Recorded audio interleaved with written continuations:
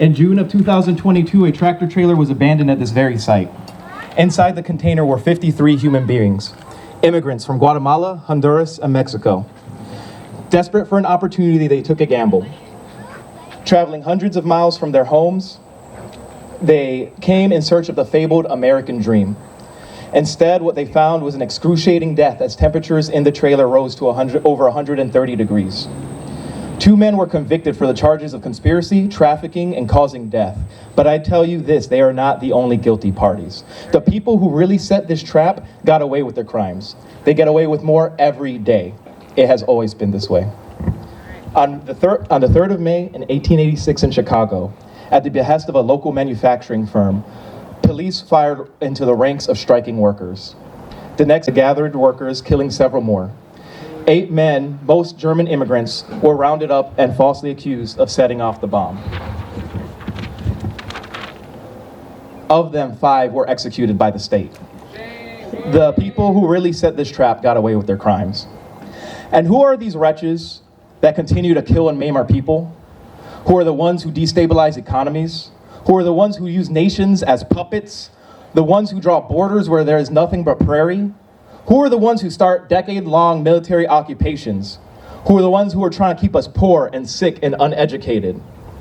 Who are the ones trying to break our solidarity? They have been called by many names over the centuries: the bourgeoisie, the robber barons, politicians, and billionaires. But there is one name I urge you to never forget. They are our oppressors, and they mean to take what is rightfully ours: our land, our water, our jobs, and our futures. Many of us here today are angry and tired. Our nation is being actively run into the ground by men like Elon and Trump. Our state is being hand-delivered to fascists by Governor Abbott. But do not be deceived, for these men are not merely bad actors with personal agendas. Rather, they are the latest manifestation of the ruling class, the relentless hydra that grows only by feasting on our blood and our labor.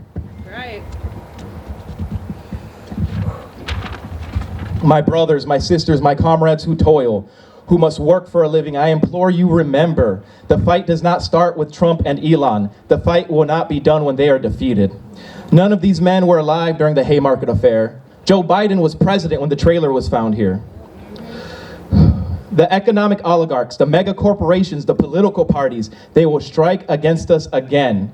They will try to sow fear of crime and poverty. They will try to convince us that the social ills we face are the fault of migrants and poors and the minority classes. I tell you, comrades, they lie.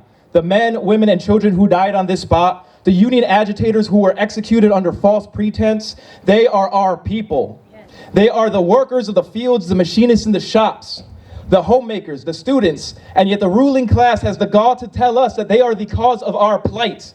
My comrades, I ask you, who automated the factories? Who cut the pensions and destroyed the labor laws?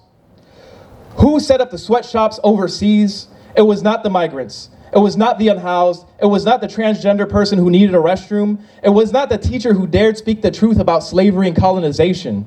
My comrades, the ruling class comes upon us as wolf upon sheep. They try to divide our power, divide us along lines of race and gender. They divide us along imaginary borders, but I tell you, my comrades, the working class will not go as a lamb to slaughter. We will strike back.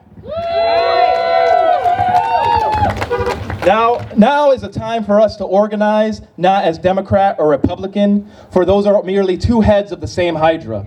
We must organize as our forefathers did, as workers. We are the ones who toil. We are the ones who labor. It does not matter where you were born, the language that you speak, or the God that you worship. Because when the chips are down and capitalism is yet again in crisis, who will rebuild? Will it be the bankers and the fund managers? No, it will be us. Those whose only option is to work or starve. But we can do better, my comrades.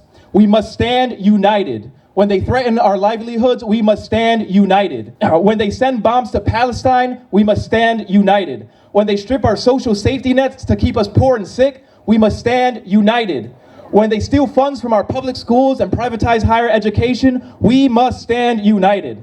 My comrades, our nation is in crisis and our economy is in decline. Our leaders are corrupt and our employers wish to make us slaves. But we will weather this storm as the working class always has. We will stand united, but my comrades, we must go further today than our forefathers did, for this system is broken to its core, and it is us, the working people, who must fix it. Voting better next election will not cure the ills of our nation, for men like Trump and Elon and Abbott are merely symptoms of a disease. Our nation is sick. Sick with capitalism, sick with imperialism, sick with militarization and exploitation. Electing more billionaires will only feed the Hydra. If we are to truly live in peace and with liberty, we must slay the beast. And what is our weapon? Solidarity.